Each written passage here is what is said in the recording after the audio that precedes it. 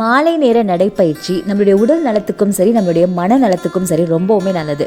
பொதுவாகவே நடைப்பயிற்சி காலையில் பண்ணுறதை தான் எல்லாருமே விரும்புவாங்க. ஏன்னா அப்போ தான் ரொம்ப ஃப்ரெஷ்ஷாக இருக்கும், நல்ல ஆக்சிஜனை நம்ம சுவாசிக்க முடியும் அப்படின்ட்டு. ஆனால் என்னை பொறுத்த வரைக்கும் மாலை நேர நடைப்பயிற்சி ரொம்பவுமே ஒரு அற்புதமான ஒரு உணர்வு நிலையை கொடுக்குது. ஏன் அப்படின்னா காலையில் நம்ம யோகம், தியானம் இந்த மாதிரி விஷயத்துக்கு, சூரிய உதயத்தை பார்க்குறது, இதுக்கெல்லாம் நம்ம முக்கியத்துவம் கொடுத்துட்டு மாலை நேரத்தில் அந்த சூரிய அஸ்தமனம் ஆகிற அந்த நேரத்தில், அதாவது 6 மணிக்குள்ளேயே நாம் இந்த வாக்கிங்கை நம்ம முடிச்சிட்டோம் அப்படின்னா 2 பெனிஃபிட்ஸுமே நமக்கு ஒரு நாளில் நமக்கு கிடைச்சிடும். அதே சமயத்தில் நம்மளுடைய கார்டியாக் மசில்ஸ் நல்லா ஆக்டிவேட்டாக இருக்கிறனால நம்மளுக்கு கால்வலி வருது, உடல் பருமன், இந்த மாதிரி பிரச்சனையிலேருந்து நாம வெளியே வரலாம். பொதுவாகவே காலையில் 6 மணிக்கு மேலேயும் சாயந்தரம் 6 மணிக்கு மேலேயும் வாக்கிங் பண்ணுறதை முடிஞ்ச அளவுக்கு நீங்கள் அவாய்ட் பண்ணிக்கோங்க. ஏன் அப்படின்னா அதுக்கு முன்னாடியே பண்ணி முடிக்கிறது தான் நம்ம உடல் நலத்துக்கு ரொம்ப நல்லது. ஏன்னா அந்த டைம் நம்ம ஆயுர்வேதத்தில் வாத காலம் அப்படின்னு சொல்லுவாங்க. இந்த வாத காலத்தில் முடிஞ்ச அளவுக்கு நம்ம நடைப்பயிற்சி பண்ணுறதை தவிர்த்துட்டு நாம் தியானம், பிரார்த்தனை இந்த மாதிரி விஷயங்களை நாம் கவனம் செலுத்தும் பொழுது நம்முடைய உடல் நலம்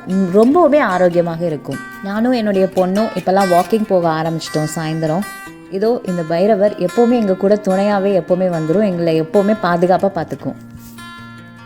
நீங்கள் நடைப்பயிற்சி பண்ணும் பொழுது உங்களுக்கு ஏற்பட்ட மாற்றங்கள் எல்லாத்தையுமே கமெண்ட்ஸில் சொல்லுங்கள். இந்த வீடியோ ரொம்ப பிடிச்சிருந்தது அப்படின்னா லைக் பண்ணுங்கள், ஷேர் பண்ணுங்கள், நற்பவி வாழ்வியல் சேனலை சப்ஸ்கிரைப் பண்ணுங்கள். நல்லதே நினைப்போம், நல்லதே நடக்கும். எல்லோரும் இன்புற்றிருக்க நினைப்பதுவே அன்றி வேறொன்று மறியின் பராபரமே. நன்றி, வணக்கம்.